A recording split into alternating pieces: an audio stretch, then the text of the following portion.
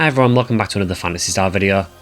What I'd like to talk about today is how the Phantasy Star franchise has continually evolved over the years, and how SEGA have continually shook up the formula.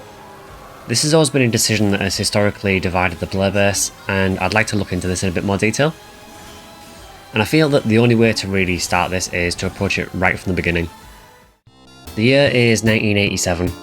Movies like Predator and Robocop are starting to hit screens, and the Japanese role-playing game genre is still in its relative infancy, with Dragon Quest being one of the major franchises of the time. At this point, both Squaresoft and SEGA were both hard at work releasing epic JRPGs of their own. Eventually, Square released Final Fantasy on the NES, and Phantasy Star followed 2 days later on Sega's Master System. I've always found that really funny that Final Fantasy and Phantasy Star, their inception is literally 2 days apart. Now, both games were a seismic shift in the RPG landscape, bringing fresh new ideas to the table. And as the 80s rolled on into the 90s, Phantasy Star's RPG roots were further developed with subsequent entries on the Mega Drive in the forms of Phantasy Star 2, 3 and 4, as well as a few spin-offs as well. Now, SEGA were nothing if not experimental, and throughout the 90s they researched several different groundbreaking ideas. For example, did you know that SEGA actually planned to make a VR headset for the Mega Drive? Just think about how insane that sounds for the early 90s. Ultimately didn't release, but they did actually plan it. With the Phantasy Star series kind of tied up with the events of Phantasy Star 4 at the end of the millennium, the series was largely put to rest with the exception of a few re-releases. I believe there was a re-release on the Saturn and maybe GBA as well. For a company like SEGA who thrived on innovation though, it was clear that any future Phantasy Star entry would have to change the formula up significantly. Enter the year 2000's Phantasy Star Online. Now, network gaming was still a relatively new concept in 2000, particularly on consoles. Now, while SEGA had dabbled with it in the past, if you don't know, Japan actually had a method of downloading games for the Mega Drive, which included Phantasy Star 2 Text Adventures and a couple of others. It wasn't a particularly successful venture. As you can imagine, trying to do anything online on the Mega Drive back in the day, the internet was probably still extremely slow and it just didn't work that well. After trialling network play again with the Dreamcast's Choo Choo Rocket, SEGA then brought the world the very first console RPG. This was a huge deal back in the year 2000, and I really feel that the game's significance can't be understated. It was a massive deal. By changing the traditional JRPG Phantasy Star franchise to an online multiplayer RPG, SEGA were again at the forefront and pushing the boundaries of what was actually possible at the time. However, not all fans were convinced. Many lamented the fact that the traditional JRPGs had ended, or that Phantasy Star should have been allowed to end after Phantasy Star 4 and just not brought back again. I think the consensus I've heard is that a lot of people like how Phantasy Star 4 ends and didn't really want another Phantasy Star after it because it would maybe affect their perception of the previous game. While I think most at the time would have been excited for the future of the franchise, not everyone felt that way. And I feel that's quite an important thing to think about because I think PSO is often thought of the game that everyone loves at the time, but this is a recurring thing with the Phantasy Star franchise that a lot of people tend to not like the new entry, as we'll get onto. So after a few years of different PSO versions, including a card game that released around 10 years before Hearthstone, again SEGA doing everything before it was cool, SEGA then changed things up again for 2006's Phantasy Star Universe. Now, while it was still an online multiplayer RPG, it now had a more directly given story, rather than PSO's kind of figure it out yourself method. And it was also generally on a larger scope than its predecessor. It now had multiple planets to explore, new weapon skills called Photon Arts, new races and racial abilities like SUV weapons and nanoblasts, as well as an expanded 6-player party size. The main change though for me, in my opinion, would be a more obvious focus on character customization. As well as these new races, which were the beasts and then later the humans with some of the portable games. You could now also change large elements of your character's appearance, as well as buy clothes in game to adjust their fashion. This was a very clear shift from PSO, which had a very, very basic character creator. Unfortunately, as many who were around at the time will know, PSU's launch was nothing short of a disaster. Many people at the time felt that the game had no soul, or that it just wasn't fun to play. PSU's producer, Takao Miyoshi, took a lot of the criticism for PSU's failings and ultimately left SEGA later on. A later expansion to PSU did fix a lot of these issues, but by then PSU's reputation had already kind of taken a hit, and a lot of people just really didn't want much to do with it, which is kind of a shame because it is actually a decent game. Now, ironically, 2010's Phantasy Star Portable to Infinity is probably one of the best Phantasy Star games in the entire franchise, but players outside Japan will never get to see it release. So now let's move on to PSO2.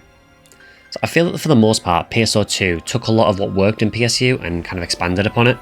The fashion element of the game became a huge deal, with some players literally only focusing on working in cosplays and improving the look of their character.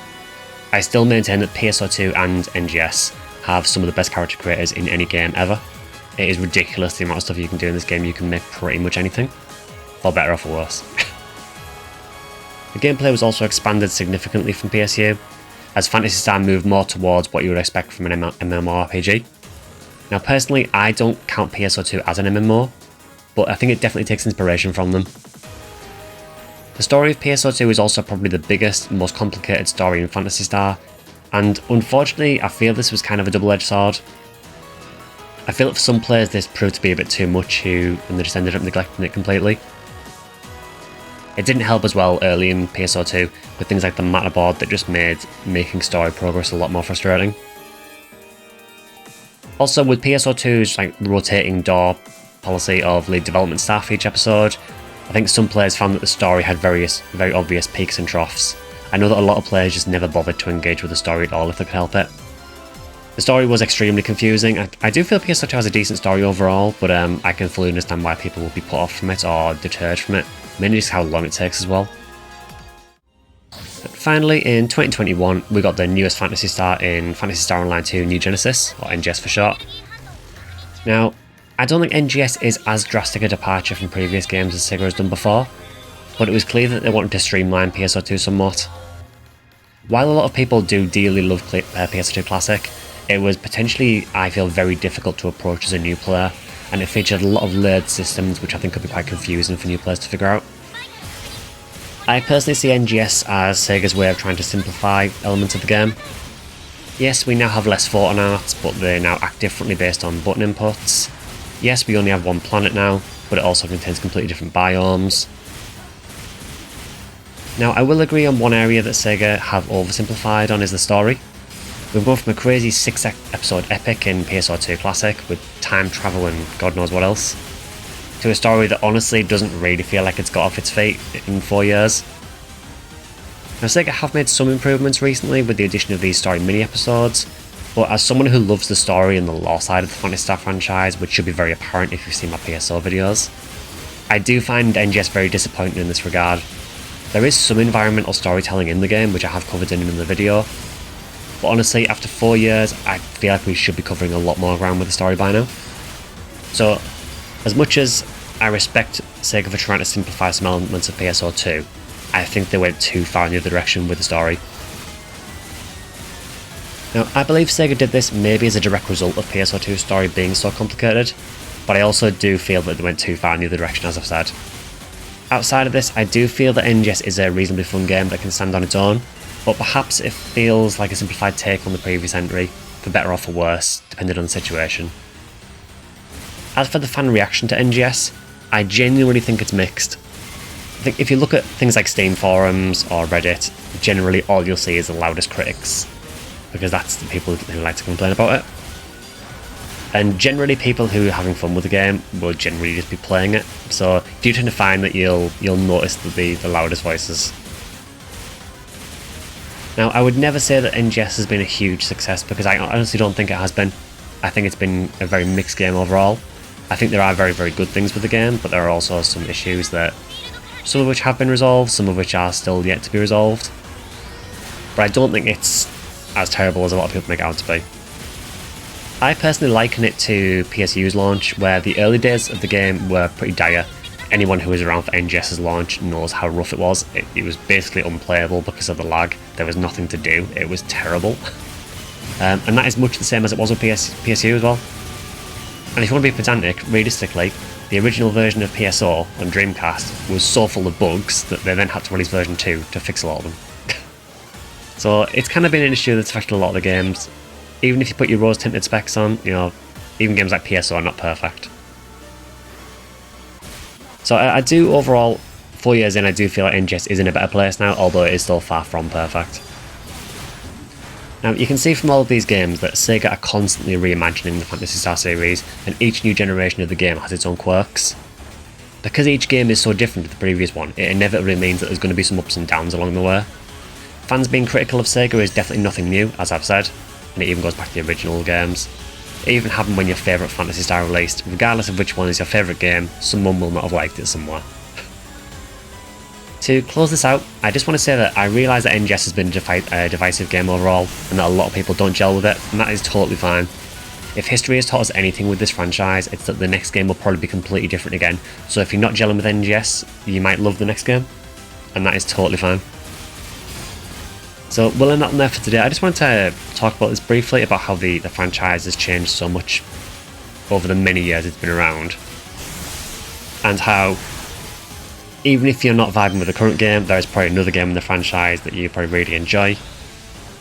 So try not to worry too much. If you're one of the people who generally doesn't like NGS, the next game might be totally different again.